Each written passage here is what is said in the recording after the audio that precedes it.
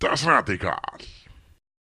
So, about 2 days ago I made a video about a university lecturer who was fired from the university in Reykjavik after making some negative comments about women on a closed Facebook page. Now, if you wanna know about that, just watch the previous video. I don't want to get into too many details about that again, but long story short, he made some comments about women on a closed Facebook site, and he was fired without giving proper notice, and it is very controversial and everybody's talking about it. Now, what I want to talk about in this video is, well, yesterday an Icelandic politician named Brynjar Níelsson.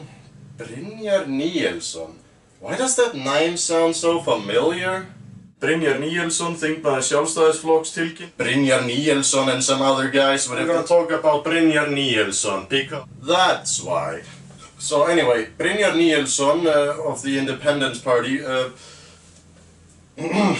made an interesting Facebook status where he talked about the whole situation, and well, I just want to read the status for you because, well, in case you don't know, Brynjar Níelsson is probably the funniest member of Senate that we have, so anything he writes is usually pure comedic gold.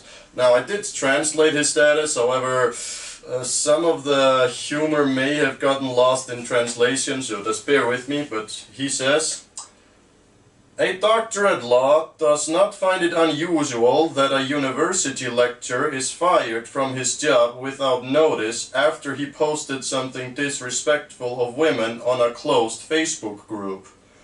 Women shouldn't take exams in courses taught by such men. Another expert from the South, my friend Helga Vala Helgadóttir, agrees with this notion." Expert from the South means... it's a general Icelandic term for like overeducated, out-of-touch prick. Yeah, hard to explain, but anyway, so basically another overly educated, out-of-touch prick, Helga Vala Helgadóttir. She is a member of the Social Democrats, if I remember correctly. Sometimes I think that the more time people go to study, the more they become out of touch.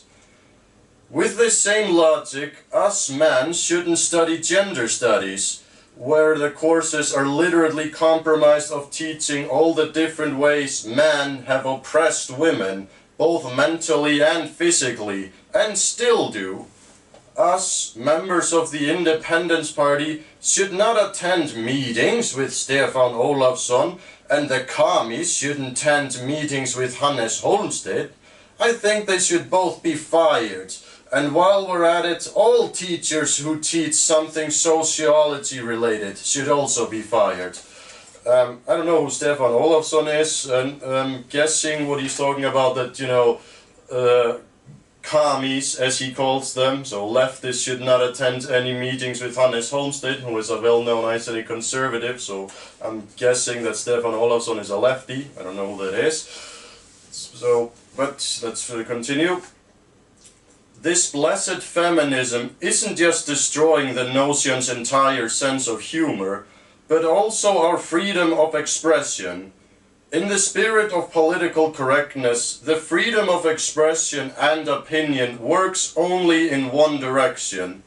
I suggest that maybe we should re-examine the Constitution of Iceland so that the provisions of free expression be removed, and instead the investigation institution of gender studies will be tasked with what is and what isn't acceptable to say and decides punishments in each case. He's being ironic, in case you can't tell, and he's very good at that. Now, it kind of pains me to say, but I think he has a point here. Now, I think he is very wrong on two facts. I don't know whether or not he actually cares or if he was being ironic in that instance too. But anyway, first of all, let's talk about gender studies first. Now, a lot of anti-feminists nowadays talk about gender studies being this, entirely feminist phenomenon that basically teaches that only teaches how women are oppressed by men, but that is actually not entirely the case. gender study is just a facet of sociology, and it just teaches how members of different genders react against one another or around one another, and how say a single-sex environment may behave differently from a mixed gender environment. So it is, just like all facets of sociology, well, very much dependent on who teaches it or what conclusion you draw from whatever exam you make or from the studies that you make in it. It doesn't expressly teach that men always oppress women, or that is often the case, but gender studies generally only looks at the relations of the genders. It doesn't explicitly say which gender is oppressed by which. It merely looks at how the genders interact with one another, and scientists and those who study it draw their own conclusions from their own studies that they make. So I just want to put that out there. And secondly, when he says that feminism is ruining the nation's sense of humor, I'd say not entirely. That is a large oversimplification. Feminism in this equation is just a mere piece of, it's just a small piece of the puzzle in what is a much larger phenomenon. So, let's talk about that for a while. Now, for those of you who just woke out of a few-year coma, let me explain that we currently live in a time period where people starting to hyper-focus on people's individual views. You see, we don't longer live in a world where people say actions play a decisive role on how people view them. Now everything is about what people post online, what people say, and judging people from said actions, or inactions, say, from said comments. Basically, we live in a time where everybody gets offended by things that people say, regardless of how much they actually mean it, or regardless of trying to interact with said person, trying to understand them and maybe see things from their point of view. We live in a time period where it's much easier to simply shame these unwanted individuals into a corner and claim that we are fighting against oppression.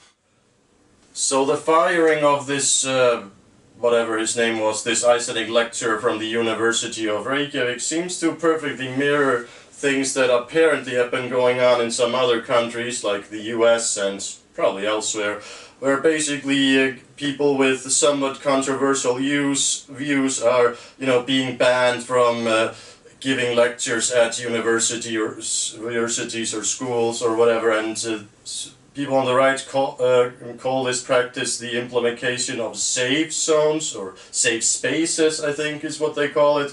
A place where people can go where no negative thoughts are ever heard, and they can be alone in their bubble with their own, similar views, and not be challenged on said views, which of course very much speaks against our notion of democracy. But I want to note for the record that no democracy of the past could ever foreseen such a phenomenon like the internet, where it is pretty much impossible to live in your own bubble, where you have so much flow of information and ideas constantly. So it makes sense that people just eventually get tired of this information overflow, and of course in the internet the most extremist ideas, whether they are to the left, right, liberal, conservative, feminists or misogynistic or whatever, the most extreme ideas always get the loudest, and therefore it makes sense that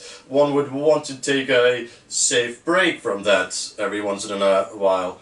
My solution to this problem is easy. I just turn off the computer and I go out for a walk in the local park or down to the river or something, and I just leave all this stuff where it belongs, on the internet, where it can't harm me unless I happen to be at the computer. But that's neither here nor there.